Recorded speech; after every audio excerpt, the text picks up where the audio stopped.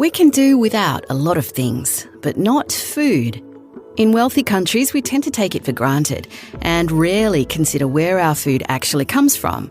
That is, until the price of a head of lettuce nudges $20. Then we might remember that political, environmental, social and technological forces and disruptions to global supply chains all have an impact.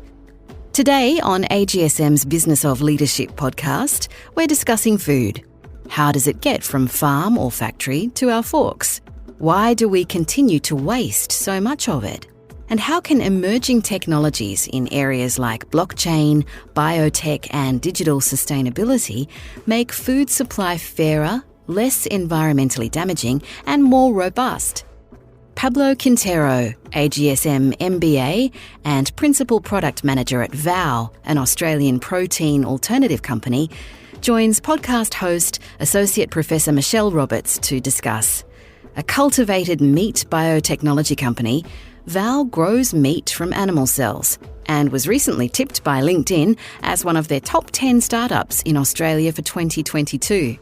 Pablo shared with us how startups are seeking to disrupt the food industry, shift consumer behaviour, and meet demand for more ethical and still tasty products. We are also joined by a Scientia Professor Shan Pan, Deputy Head of School Research at the School of Information Systems and Technology Management at UNSW Business School, an expert on digital sustainability and sustainable food practices.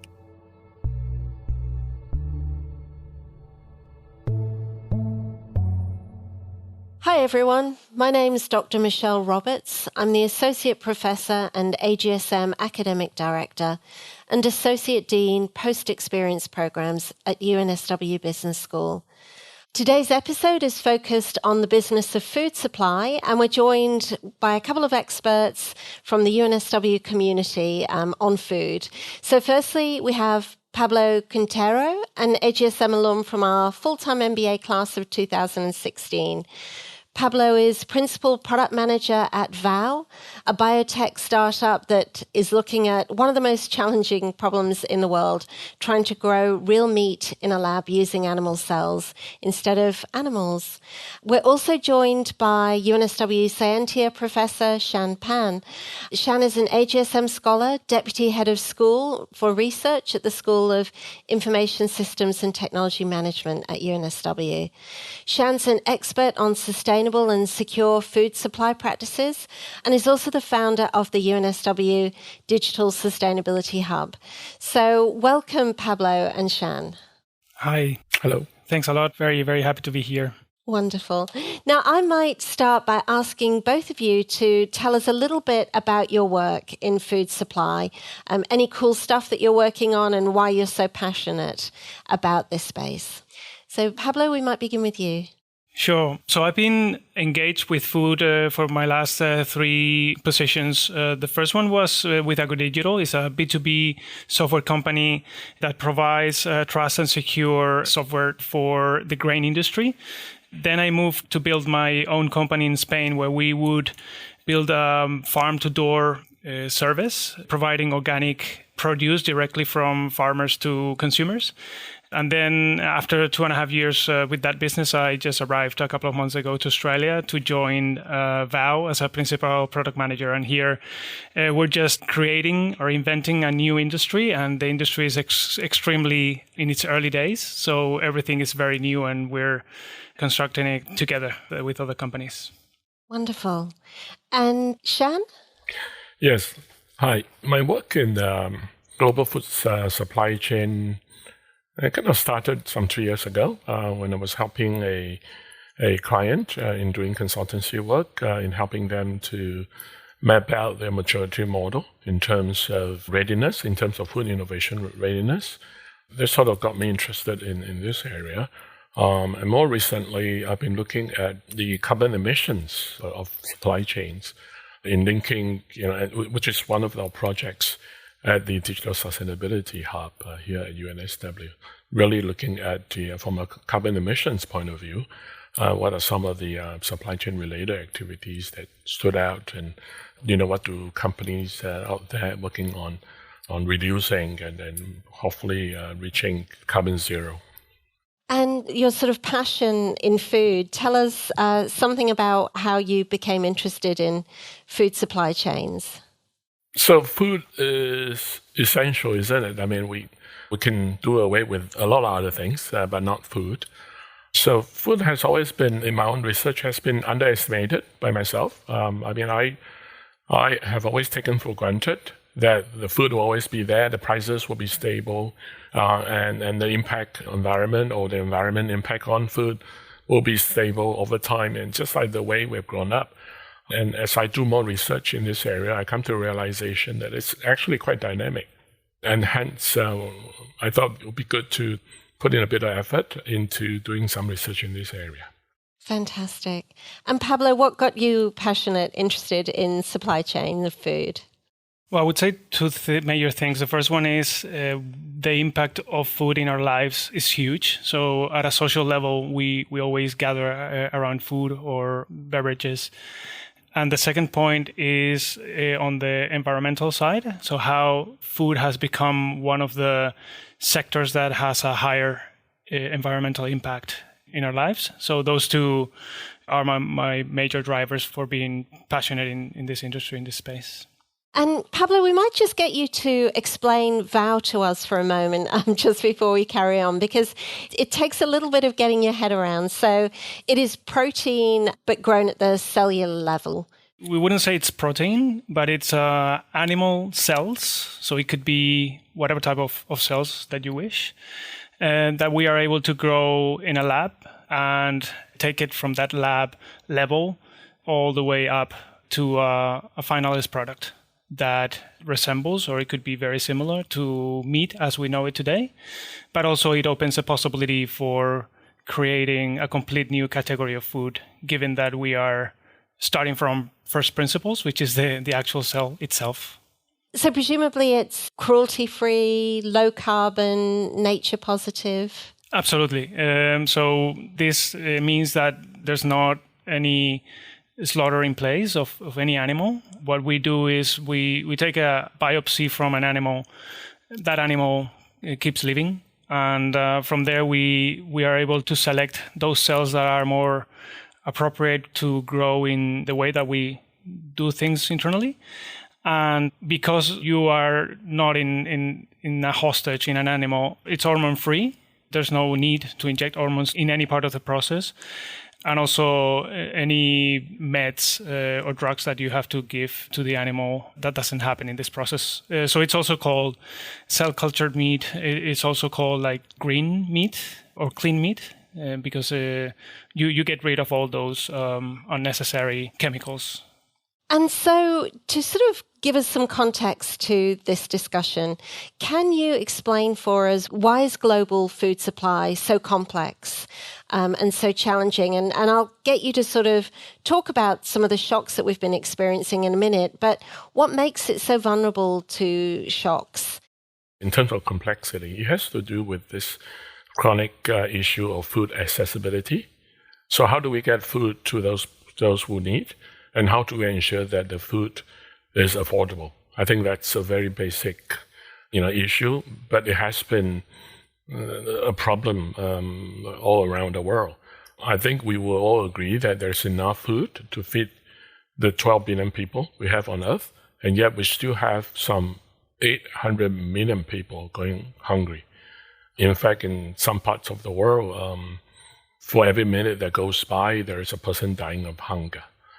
Right, so this is a chronic problem, and I think when we talk about global food system or global food sustainability related issues, I think we must not forget that this is really the problem that has been around for decades, and I think we're now really looking at it, and in addition to the shocks that have been introduced in the last few years, I think we're gonna continue to struggle, but I hope we can all work towards that.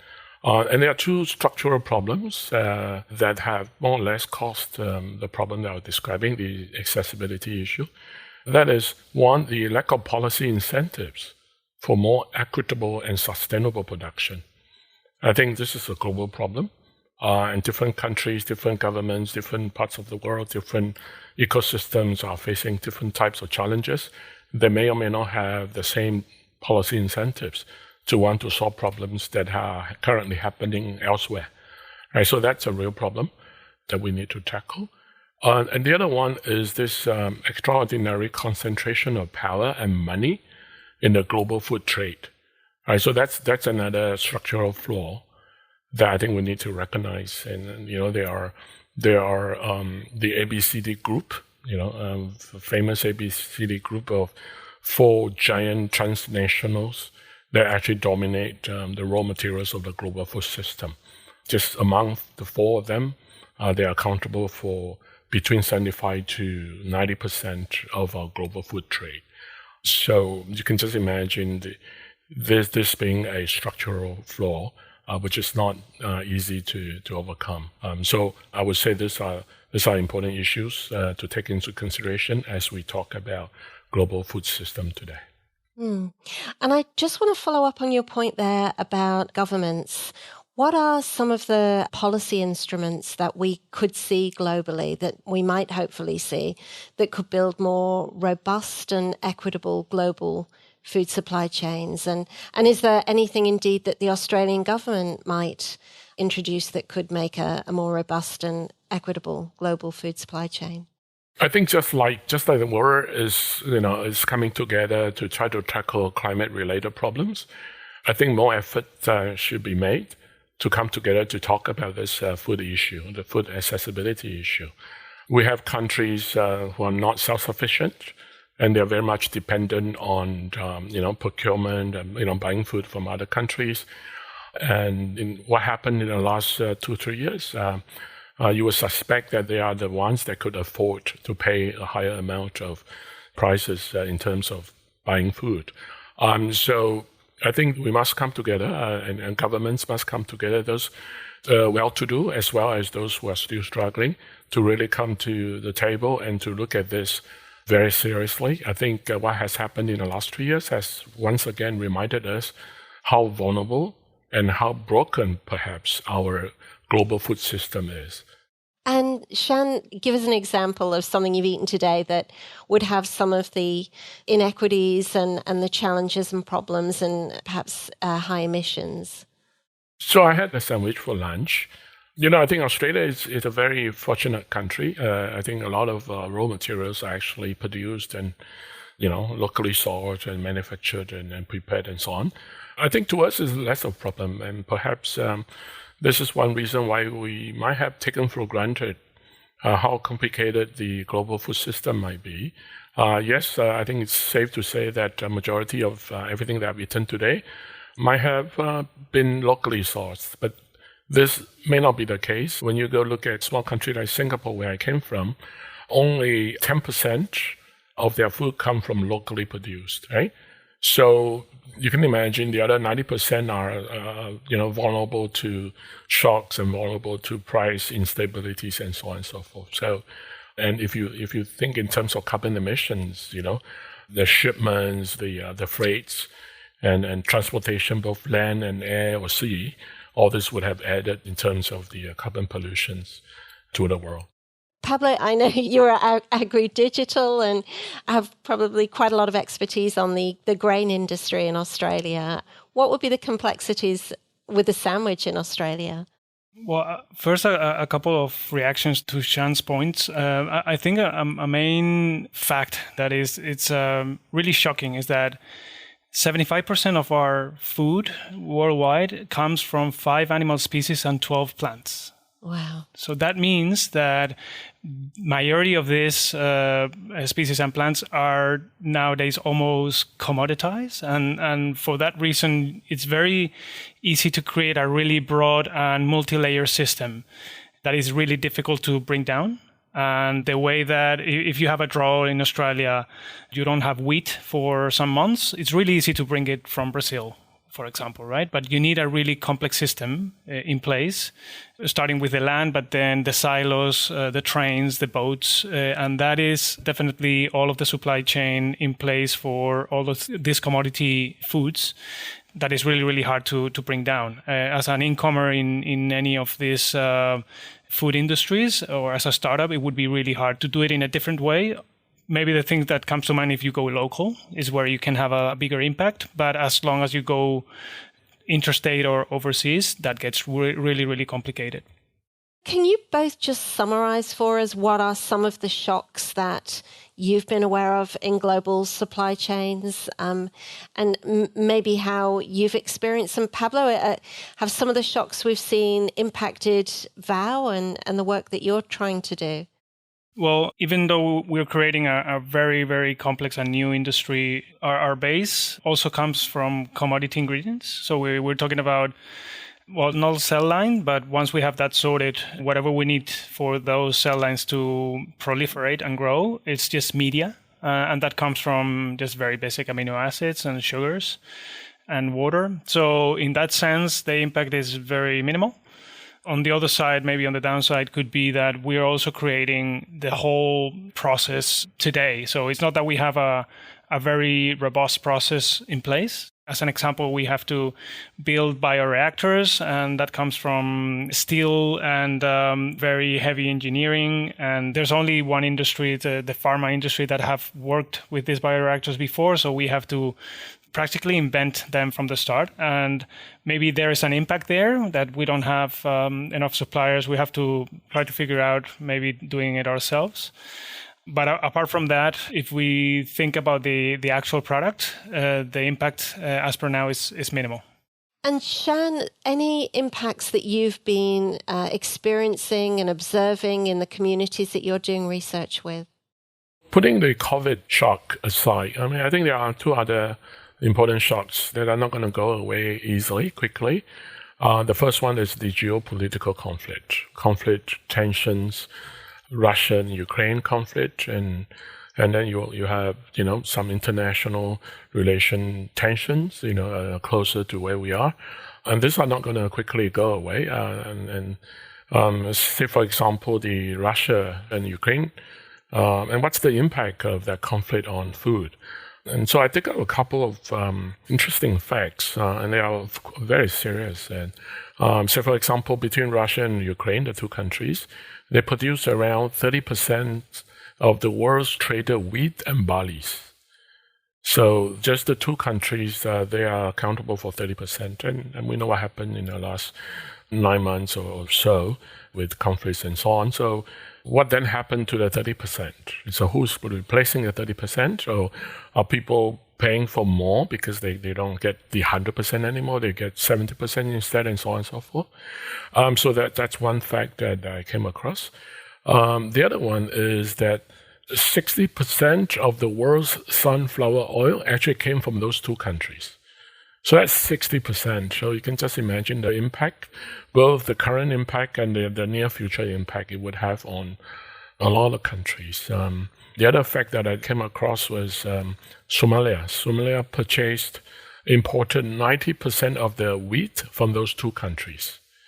So again, you can imagine the immediate impact it would have on the stability of food sources. In this case, is wheat, and also the prices that countries like Somalia and others will have to pay in this context of geopolitical conflict. The other one that's been around and will continue to be around, I'm afraid, is this impact of climate change on food supply, right? I mean, we are getting a lot more extreme weather events. We used to say this is a record summer, this is a record winter, but it seems like every year we're breaking records. And just about every other quarter, we're having floods. We're going to continue to be fighting the droughts, right? There will be increase of temperature from an environmental point of view, and there will be a lot more unpredictable rainfall patterns. And so I think from a global food system point of view, those are the kind of shocks. I think they will become the norm as we move ahead. And I'd like to stick with climate because we know it's the one shock that's going to get a lot worse before it gets any better, if it gets better. So we're seeing lots of initiatives starting to come through, such as the carbon labeling of food, where we've seen some work in some countries where there's a traffic light system and consumers will get to see if they're choosing a high emissive food like red meat or a low emissive food like vegetarian, plant-based, or to some extent chicken. We're starting to see some policy, potential policy instruments coming through that would price the cost of the carbon into the food. What do you think of these initiatives that you're seeing, and what do you think the options are there to green our supply chain, to make it more regenerative, more nature positive?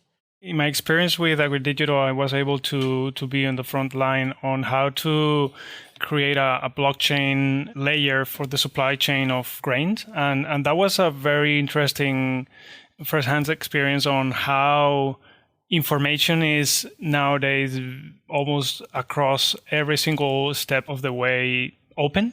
And that is really, really powerful for consumers to get into that information. And I think companies will have to follow and to be transparent, because the end consumer is more and more going to demand that information. And today we are in a place where it's easier and easier to track at every single step what comes in, what comes out, what is the impact of that. Yeah, so we're seeing startups coming out for establishing these blockchain companies. From AgriDigital, there's a spin-off called Giora that now is specialized in this blockchain solution for the industry. And also you have OpenSC, that is also Australian. And you are able to see from the package in the supermarket of, for example, fish, a trout, where that has been fished.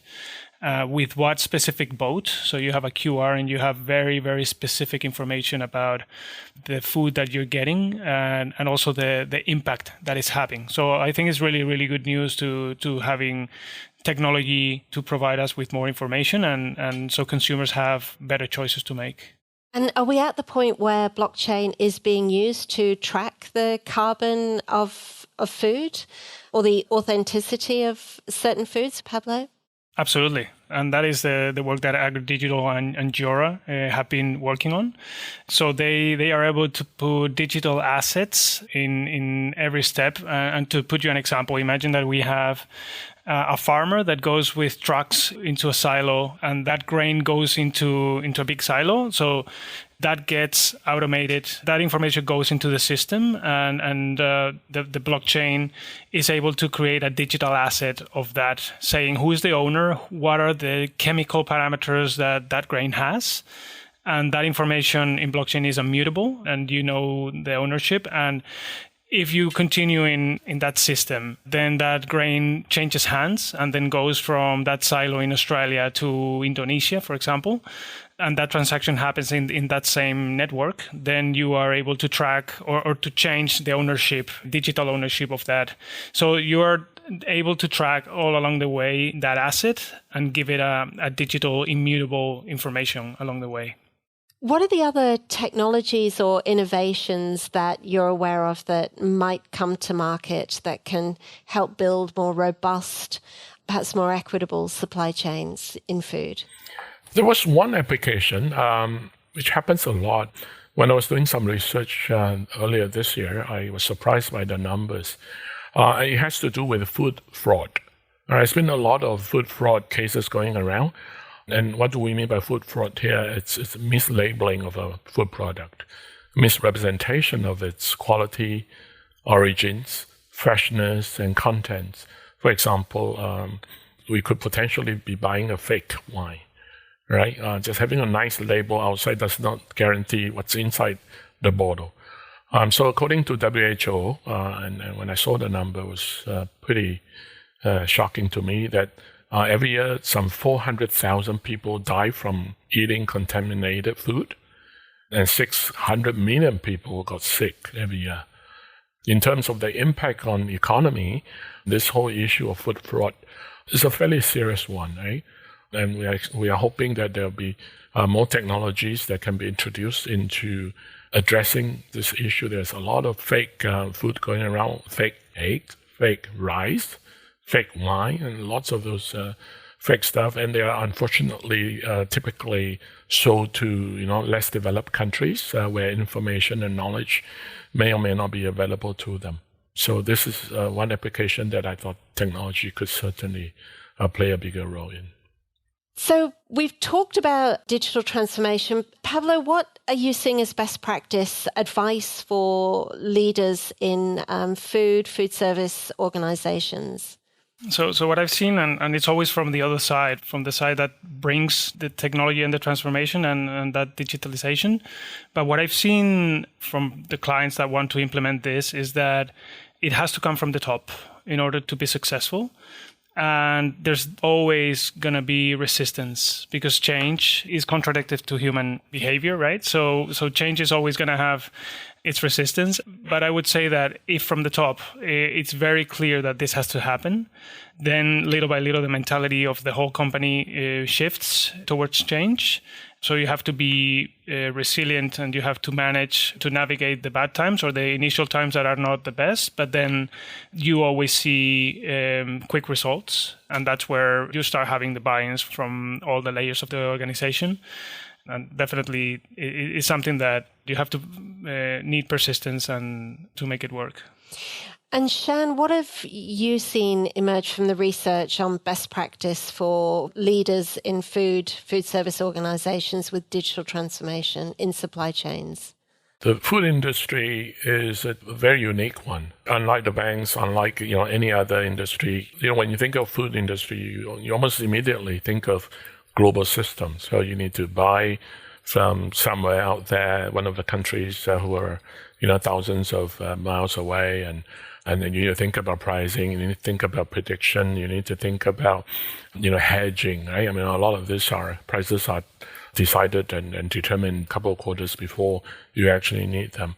So we don't know enough about food industry because they're typically, a lot of the big food companies are family owned. They don't disclose a lot of what they do, and they do so well from a profit point of view. So one of the things, based on my own research, is that we don't see enough. We don't see enough actions that some of the big companies, the food companies, are taking. Perhaps this is something a business school can contribute by collaborating with some of the bigger food players in understanding their automation needs. Maybe we're just talking about automation. Maybe we're not yet talking about the use of AI, use of big data, right? I mean, here we're just talking about automation of their supply chain processes. And perhaps that's something where business school research can really come in handy. The project that I was helping a client to do a couple of years back was really help them understand in terms of digital innovation maturity model. Right, so where are they? 1 to 5? Are they 2 or are they 4? And what does it take to get to the better side of the equation?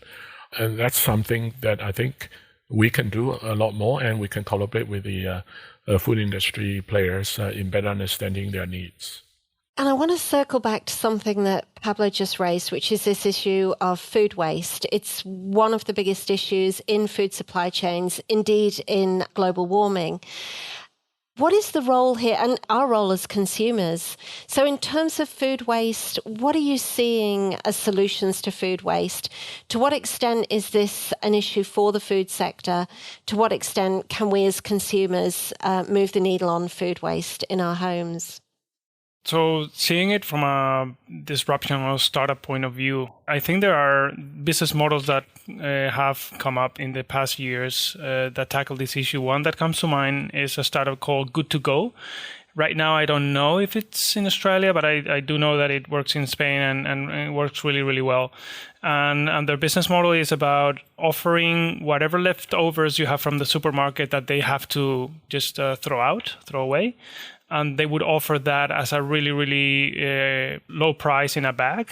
And you, with their app, you can see what supermarket is close by. And let's say for 3 or 5 euros, you are able to get a bag full of fruit or vegetables, or even packaged products that are very close to expiry date.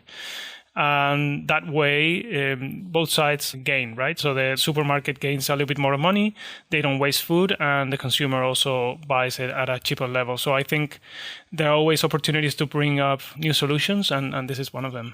Shan, any reflections on the role of consumer versus the role of the food industry in food waste? Yeah, I think education can play a big role. I think, raising awareness. I don't think we are educated enough. I think as a consumer, we do observe. Every time we go to a supermarket, there are products that are about to expire, but we don't actually know what happened to them. Some will get sold, with a huge discount, and others we don't know. So I think consumers has a role in here. I don't think we have enough innovation in that space. Pablo talked about a couple of startups that have tried that.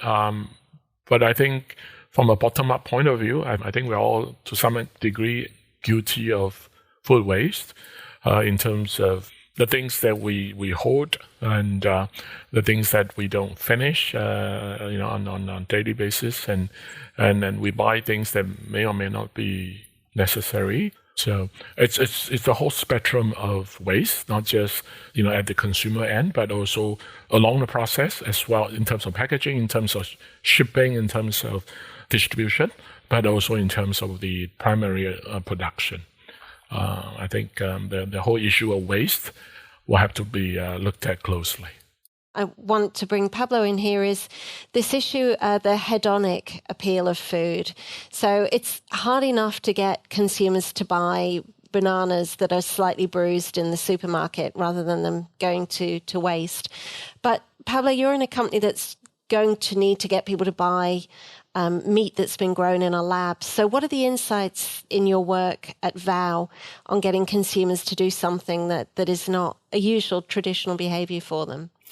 Yeah, that's a great space that we definitely give a lot of importance here at VOW. And the way that we see it is not trying to create a product and trying to force that product into the market, but rather really understand the market and then create something that market would need or would really want. And here at VOW, we are at a very good position for doing that, because it's not that we grow something in a tree and whatever that tree gives us, we have to put it in outside. It's more that we can create whatever we want, right? So in our case, we give a lot of importance to really understanding that customer, to understand if they have pain points in the way that they consume meat today, if they have some unmet needs, or we can find some great things about eating meat. And by understanding really, really well that consumer is definitely a way that we see that we can do really, really well. Because then we will bring those insights, those opportunities in-house, and we can create products that could meet those. So responding to consumer needs for novelty and prestige and experiences that are unique. Absolutely. I mean, presumably we can't try a VOW product yet. How long will it be until we can? So you can book a flight to Singapore. We are going to have the legal approval to sell in Singapore. So that's going to happen really, really soon. Not only with VOW products, I am very convinced that changing people's behavior is extremely difficult, and more so in something so embedded in our genes, which is food, and it's particularly meat in VOW's world. I read some research that a trap perhaps that the healthy food sector falls into is to describe the functional benefits of the healthy food. So if you read any of the packaging for a steak, it's all about how succulent it is, it's juicy, it's mouth-watering, it's delicious. And if you read sort of, Impossible Burgers and V2, if you look at those products, it's organic, it's low-fat. It's vegan. There's not a lot of hedonic appeal. Yeah, well, just to comment on the plant-based products, maybe they cannot go towards those claims because they are not there yet. So they don't have that taste. They don't have that texture. It's really hard. It's really hard, and it's there are problems that we're facing today at VOW, but we are really convinced that we can overcome them. In our case, we have the vision of creating meat products, meat foods in the future that are cheaper than whatever meats are available today, but also that are way tastier, that you can choose them over chicken, pork, beef, and also that gives you a better nutritional value than actual meat. So if you have those three things in place, we believe that there's nothing that would retain some customer to choose our products against what you have today in the market. Shan, any closing thoughts on the role of consumers, what we can all do to contribute to more robust, greener, and more equitable food supply? I think it's always useful to look at our foundational drivers when it comes to food adoption. A couple of things that come to mind: taste, price, and convenience. And so these are the three key foundational drivers. I mean, why do we pick this particular type of food? And because it's tasty, because it's affordable, because it's conveniently available to me. So I think those are the foundational drivers. But what we're seeing more and more now among the consumers, what is called the evolving drivers are now coming along. Evolving drivers such as health. We're becoming more conscious about the health aspects of the food that we're taking and the amount that we're taking. And its environmental impact that the particular food of our choice could have. And the third one will be, which we didn't really talk a lot about, it's the animal welfare. So, not having gone through animal testing, and so some of those information and practices are now becoming important part of, motivations. Why do certain products are preferred by our younger consumers? And I think it's going to take a while, but it's at the end of the day, it's focusing on segmentation, right? So we'll have to figure out, which particular segment, would be most likely to be receptive to, health, be health conscious and environmentally friendly, and taking care of animal welfare and so on. And hopefully over time, companies evolve will tell us that, what the new marketing message should be, a new business model should be. And over time, just like everything new in our history, there will be a process of understanding, resisting, and eventually accepting it. Yeah, and to add to that, I think a good lesson that we can learn from the plant-based market that is not doing well at all, and you can see beyond how their stock has gone 85% down in the past 12 months. It's because taste and texture is not there. And even though they claim that they're greener or that it's plant-based, there is something from those fixed drivers that you were saying before, which are taste and texture. So those are non-negotiable. And if you're not there, whatever comes next is not going to be the main driver for consumers. And the second point there is that being environmental friendly is now something that new generations is a must, is already given. So that is something that brands and food companies is not something that they can differentiate by saying that they are environmental friendly, or it's already something that you must have. It's not something that you can leverage on because all of the competitors are already there, and you definitely have to have other parameters where you have to be strong at. And I guess that speaks to different customer segments as well, because that plant-based sector perhaps don't want a burger, which is maybe where Beyond might want to pivot into some different food lines. But certainly as a vegetarian, it feels like there's more and more wonderful plant-based foods coming on the market all of the time.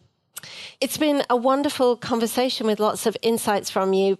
Pablo, I can tell you, Shan and I will be organising a research trip to Singapore to be, the first to see you go to market with Vow. And as Shan says, there's a huge growth in young people wanting to eat healthily and remove animal suffering from food supply chains. So that's something we'd all like to see you achieve a lot with. Definitely. That would be amazing. We just launched this week. Our website is called morsel.sg, as per Singapore.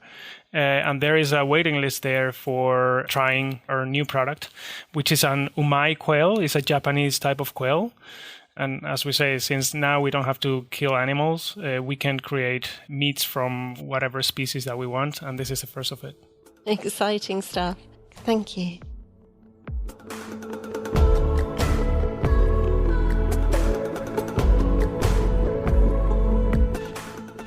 Thanks for listening to The Business of Leadership, Disrupting the Food Chain.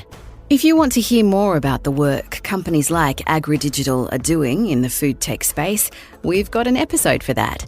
Check out our The Business of Ethical Leadership episode to hear from the AGSM MBA alumna and CEO and co-founder of AgriDigital, Emma Weston, to learn more about how the company is seeking to drive trust and transparency in agricultural supply chains. You could also listen to Tristan Harris, the co-CEO of Harris Farm Markets, speaking about how the food industry is responding to the sustainable food movement in our episode, The Business of Food. Want to learn more about our research and work in the area? There's plenty more information in the show notes on our website. Just search the Business of Leadership podcast online or check out the episode bio on the platform where you get your podcasts.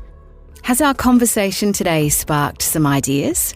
Email brand@agsm.edu.au. Please share, rate and review, and subscribe to AGSM's Leadership Podcast on your favourite platform and look out for future episodes. In the meantime, follow AGSM at UNSW Business School on LinkedIn and Facebook for more industry insights for an accelerating world, or find us at agsm.edu.au.